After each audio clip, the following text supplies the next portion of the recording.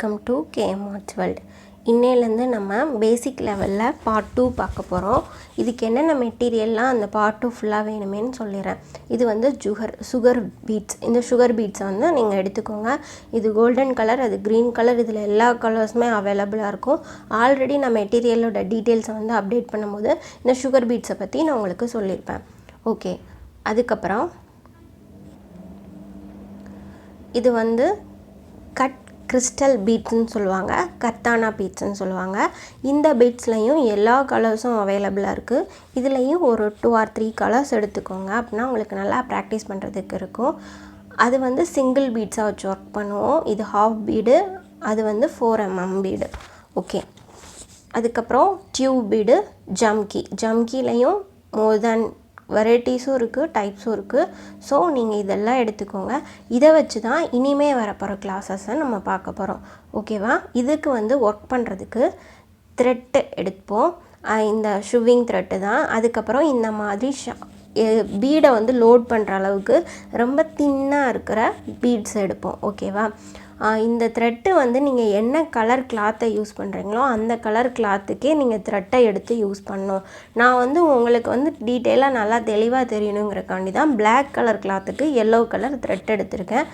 நீங்கள் யூஸ் பண்ணும்போது இப்போ ப்ளூ கலர் கிளாத் இருக்குது அப்படின்னா ப்ளூ கலர் த்ரெட்டு தான் எடுக்கணும். அந்த மாதிரி மேட்சிங்காக தான் நீங்கள் எடுக்கணும். அப்படி இல்லை அப்படின்னா நீங்கள் கோல்டன் கலரில் ஒர்க் பண்ணுறீங்கன்னா கோல்டன் கலர் த்ரெட் எடுத்துக்கலாம். மற்றபடி கலர்ஸில் ஒர்க் பண்ணும்போது நீங்கள் அந்த கிளாத்தோட கலர்ஸ்க்கே எடுத்தால் தான் அது உங்களுக்கு பர்ஃபெக்டாக இருக்கும். ஓகே, இப்போ பேசிக்காக எப்படி பண்ணுறதுன்னு பார்க்கலாம். எப்படி பீட்ஸை லோட் பண்ணுறது, இது ஒரு பெரிய கலையெல்லாம் இல்லை. அந்த பீட்ஸ் கிட்ட ஒரு ஹோல் இருக்குது, அதில் வச்சுட்டு அந்த விரலால் இப்படி தள்ளி விட்டிங்கன்னா மேலே வந்துடும். அவ்வளோவே தான். நீங்களே அடுத்தடுத்து ப்ராக்டிஸ் பண்ண உங்களுக்கு அதோட ஸ்பீடு வந்துடும். இன்னும் வரலையே அப்படிலாம் நினைக்கணும். அப்படி இல்லைன்னா ஒரு டப்பாவில் போட்டு வச்சுட்டு இந்த மாதிரி குத்திக்கிட்டே இருந்தீங்கன்னா அப்படின்னா அது ஆட்டோமேட்டிக்காக லோட் ஆகும். இது வந்து ஒரு பாக்ஸு அப்படிங்கிறதுனால கம்மியாக தான் பீட்ஸ் இருக்குது, அதனால் வரல. இருந்தாலுமே நான் இப்போ பண்ணுற பாருங்கள், இந்த மாதிரி லோட் ஆகும். நீங்கள் குட்டியாக ஒரு நிறையா ஷாப்பில் எல்லாம் பார்த்தீங்கன்னா உங்களுக்கு டப்பா குட்டி குட்டியாக கிடைக்கும். அந்த மாதிரி டப்பாவில் போட்டு கரெக்டாக மெயின்டைன் பண்ணி மெட்டீரியல்ஸை வச்சுக்கோங்க. வீட்டில் குழந்தைங்கள்லாம் இருக்காங்கன்னா இந்த பீட்ஸ் எல்லாம் நீங்கள் பத்திரமா வச்சுக்கணும். அவங்களுக்கு எட்டுற இடத்துலலாம் வச்சு பழகாதீங்க. ஒரு வேளை எடுத்து வாயில இல்லை போட்டால் அது தேவையில்லாத பிரச்சனை. ஸோ நம்ம பொருளை நம்ம சேஃப்டியாக வச்சுக்கணும்.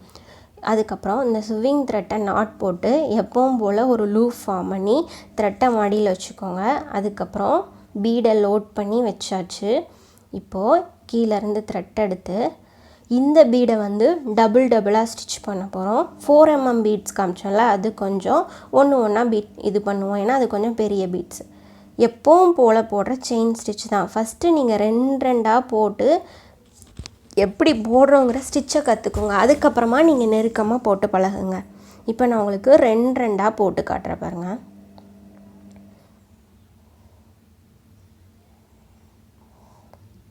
ஓகே, இவ்வளவே தான்.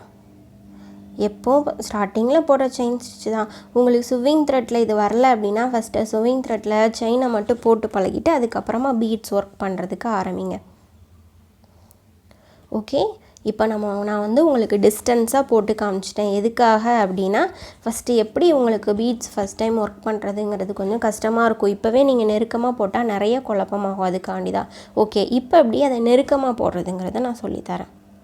அது உங்களுக்கு டிஸ்டன்ஸ் தெரியணுங்கிறக்காண்டி 2 செயின் ஸ்டிச் போட்டு தள்ளியே உங்களுக்கு சொல்லித்தரேன். ஓகேவா? இப்போ பீட்ஸை போட்டு நல்லா தள்ளி கொண்டு வந்து கீழே குத்தணும். குத்தி மேலே த்ரெட் எடுத்துக்கோங்க. திரும்பவும் 2 பீட்ஸை போட்டுட்டு அந்த இடத்துல இப்படி குத்தி வச்சுட்டு த்ரெட்டை இழுத்திங்கன்னா அதுவே கீழே வந்துடும்.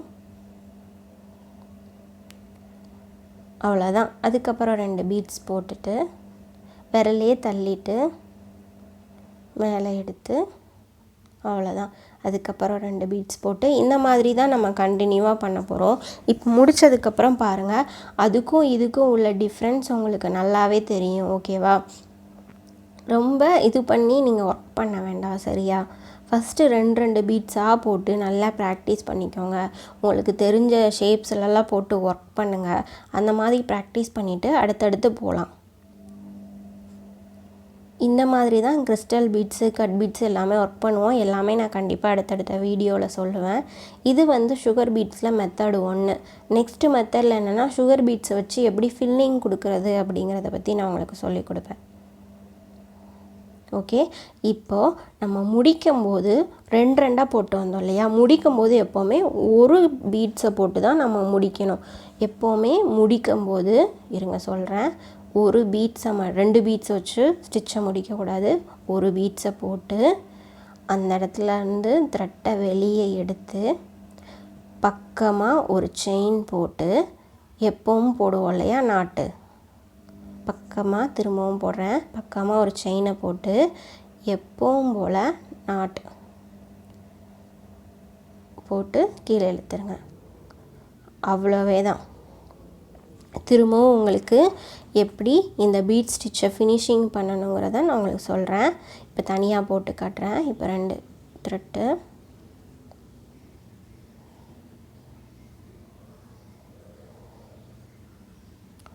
திரும்பவும் போடுறேன்.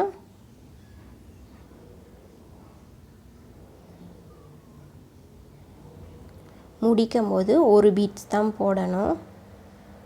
போட்டு பக்கத்துலேயே ஒரு செயின் போட்டு அதை அப்படி சுற்றி கொண்டு வந்து அந்த த்ரெட்டை கீழே தள்ளி நீடியில் மேலே கூடி எடுத்து கீழே இழுத்திங்கன்னா நல்லா டைட் ஆயிரும். நான் எவ்வளோ கீழே இழுக்கிறேன்னு உங்களுக்கு பார்த்தா தெரியுதா? ஆனால் ஸ்டிச் வரல. பீட்ஸ் ஸ்டிச்சுக்கு வரும்போது நீங்கள் நாட்டில் நல்லா பர்ஃபெக்டாகவே இருக்கணும். அப்படி இல்லைன்னா போட்டது எல்லாமே வேஸ்ட்டாகி வந்துடும், அப்படியே ஃபுல்லாக கலண்டு வந்துடும். ஸோ நீங்கள் நாட் பர்ஃபெக்டாக போடணும். இது என்ன ஷேப்பில் ஒர்க் பண்ணணும் அப்படின்னா இந்த கர்வ் மாதிரி ஷேப்பில் ஒர்க் பண்ணுங்கள். இந்த ஷேப்பை எப்படி ஒர்க் பண்ணுங்கிறத நான் ஃபுல்லாகவே பண்ணி காமிச்சிடுறேன். அதுக்கப்புறம் என்ன அப்படின்னா டைமண்டாக ஷேப் போட போகிறோம். வெயிட் பண்ணுங்கள், நான் உங்களுக்கு எப்படின்னு போட்டு காட்டுறேன்.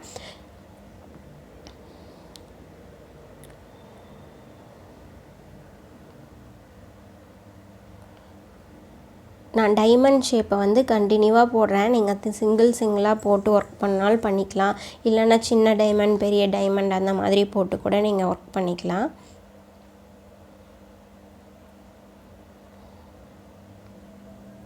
இந்த டைமண்ட் ஷேப்பில் நான் உங்களுக்கு எப்படின்னா ஃபஸ்ட் ஆஃப் கீழே வருது இல்லையா ஒரு வி மாதிரி, அதை வந்து கரெக்டாகவும் மேலே வர்ற வி தப்பாகவும் போட்டு காட்டுறேன். கரெக்டாக வரும்போது அது பார்க்க எவ்வளோ அழகாக இருக்குது, தப்பாக வரும்போது அது பார்க்க அவ்வளோ அழகாக இருக்குது. ஏன்னா என்ன பண்ணால் என்ன ஆகுங்கிறதையும் உங்களுக்கு நான் சொல்லணும் இல்லையா? அந்த மாதிரி போட்டு காட்டுறேன். அப்போ உங்களுக்கு நல்லாவே தெரியவா புரியும். கீழே இருக்க வீயில் பர்ஃபெக்டாகவும் மேலே இருக்க வியை மிஸ்டேக்காகவும் பண்ணி காட்டுறேன். ஓகேவா?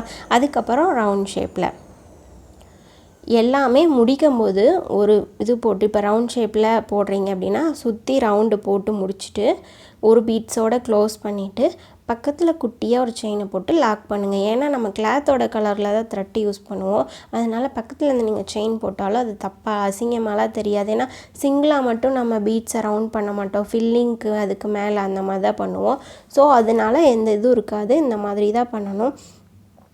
இதை இன்னொரு டைப்லேயும் லாக் பண்ணுவாங்க. அதையும் எப்படிங்கிறதையும் நான் உங்களுக்கு கண்டிப்பாக சொல்லித்தரேன். இப்போ இந்த கர்வ் டிசைன்ஸை எப்படி போடுறதுன்னு பார்க்கலாம். இந்த 3 டிசைன்ஸையுமே நீங்கள் பர்ஃபெக்டாக நீங்கள் ஒர்க் பண்ணி பார்த்தா தான் உங்களுக்கு அதோட எக்ஸ்பீரியன்ஸ் புரியும். கண்டிப்பாக ப்ராக்டிஸ் பண்ண தான் வரும். நீங்கள் ஃபஸ்ட்டு ரொம்ப கம்மியாக 2 இல்லை ஒரு பீட்ஸாவோ வச்சு கூட ப்ராக்டிஸ் பண்ணிக்கோங்க. இப்போது இந்த கர்வ் டிசைன்ஸ் போடும்போது நம்ம எங்கே ட்ராயிங் பண்ணியிருக்கோமோ அதை தான் நம்ம கான்சன்ட்ரேஷன் ஃபுல்லாகவே நம்ம போட்ட அந்த கோடில் அந்த கர்வ் டிசைன்ஸில் இல்லை நம்ம ஏதோ ஒரு டிசைன் ட்ரா பண்ணியிருப்போம் அந்த ட்ராயிங்கில் தான் இருக்கணும். உங்களுக்கு எங்கேயாவது வளைச்சி கொண்டு வரும்போது 2 பீடாக போடும்போது அது கொஞ்சம் அசிங்கமாகவோ இல்லை நீங்கள் வரைஞ்ச ஷேப்பை வந்து மாற்றுற மாதிரியோ இருந்துச்சுன்னா அந்த இடத்துல நீங்கள் ஒரு பீட் யூஸ் பண்ணிக்கணும். இதெல்லாம் சின்ன ட்ரிக்ஸ் தான். நீங்கள் வீடியோவை பாதியிலே ஸ்கிப் பண்ணிட்டு போனீங்கன்னா இந்த மாதிரி ட்ரிக்ஸ் எல்லாம் தெரியாது. ஸோ கண்டினியூவாக பாருங்கள், அப்போ தான் நான் என்ன சொல்கிறேங்கிறது உங்களுக்கு புரியும். சுகர் பீட்ஸோட ஒர்க்குங்கிறது எல்லா ப்ளவுஸ்லேயுமே கண்டிப்பாக இருக்கும், இல்லாமல் இருக்காது. ஸோ நீங்கள் கண்டிப்பாக இதை பர்ஃபெக்டாக தெரிஞ்சுக்கோங்க. இதை வந்து மோர் தென் கலர்ஸ் இருக்குது. இந்த மாதிரி வந்துருச்சுன்னா நீங்கள் ஒன்றும் பண்ண வேண்டாம். மேலே ஃபஸ்ட்டு இருக்குது இல்லையா, அந்த பீடை எடுத்து விட்டாலே த்ரெட்டு அந்த லூப் வந்து வெளியே தெரியும். அதில் வச்சு நீங்கள் அடுத்தபடியே கண்டினியூ பண்ண ஆரம்பிச்சிடலாம்.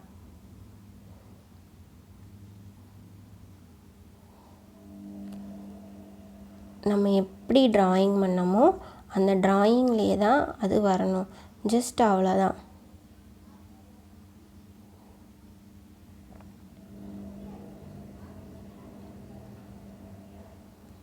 இந்த பீடு ஒர்க்லாம் பர்ஃபெக்டாக பண்ணி நல்லா ப்ராக்டிஸ் பண்ணிட்டிங்கன்னா ஜர்தோசி எல்லாம் போடும்போது உங்களுக்கு ரொம்பவே ஈஸியாக இருக்கும். உங்களால் ஈஸியாகவே ஒர்க் பண்ண முடியும். ஃபஸ்ட் டைம் நீங்கள் போடும்போது மேலே லோட் பண்ணி வச்சுருக்கிறது அடிக்கடி டிஸ்டர்ப் பண்ணுற மாதிரியே இருக்கும். அது போக போக நீங்களே அதை அட்ஜஸ்ட் பண்ணி பழகிப்பீங்க. எல்லாமே ப்ராக்டிஸ் தான். இந்த மாதிரி வரும்போது நல்லா தள்ளி விட்டுட்டு க்ளோஸாக அந்த இடத்துல நான் 2 இது போட்டால் கொஞ்சம் டிஸ்டர்பாக இருக்கிற மாதிரி இருந்துச்சுன்னு பார்த்தேன். நான் கரெக்டாக தான் இருக்குது. ஸோ நான் 2 இதையே போட்டுக்கிறேன். நீங்கள் எங்கேயாவது போகிறீங்க அப்படின்னா பாதியில் இந்த மாதிரி தான் பண்ணணும். அதில் நீடியில் விட்டு கீழே அந்த கிளாத்தில் குத்தி வச்சிட்டிங்க அப்படின்னா அந்த கண்டிப்பாக வராது. நீங்கள் ஒர்க் பண்ணிகிட்டே இருக்கீங்க, ஒரு ப்ளவுஸை ஒரு நாளில் முடிக்க முடியல, 2-3 நாள் பண்ணும்போது இப்படி பீட்ஸ் ஒர்க்லாம் வருதுன்னா நீங்கள் இந்த மாதிரி பாதியில் வச்சு சேஃப்டியாக குழந்தைங்க யாரும் எடுக்காத இடத்துல வச்சுட்டிங்கன்னா திரும்ப நீங்கள் ஒர்க் பண்ணும்போது உங்களுக்கு அது பர்ஃபெக்டாக இருக்கும். உங்களுக்கு அது திரும்ப கலண்டெல்லாம் வராது. ஈஸியாக நீங்கள் அதுலேருந்தே கண்டினியூ பண்ணிக்கலாம்.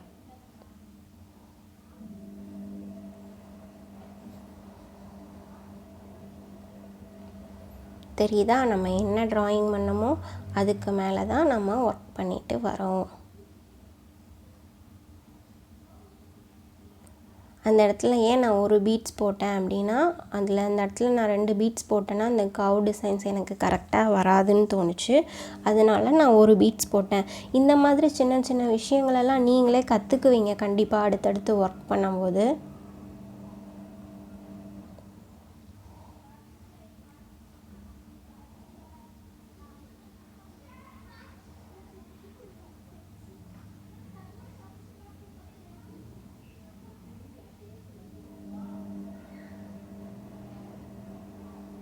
என்னால் எவ்வளோ மெதுவாக எவ்வளோ புரிகிற மாதிரி நான் சொல்லி கொடுக்கணுமோ அந்தளவுக்கு சொல்லி கொடுத்துட்டேன். அப்படி இருந்தும் உங்களுக்கு ஏதாவது புரியலை அப்படின்னா தாராளமாக கேட்கலாம். என்னோடய வாட்ஸ்அப் என்னோடய கிளாஸில் ஜாயின் பண்ணணுன்னு நினச்சிங்கன்னா மேலே தெரிகிற நம்பருக்கு காண்டாக்ட் பண்ணுங்கள்.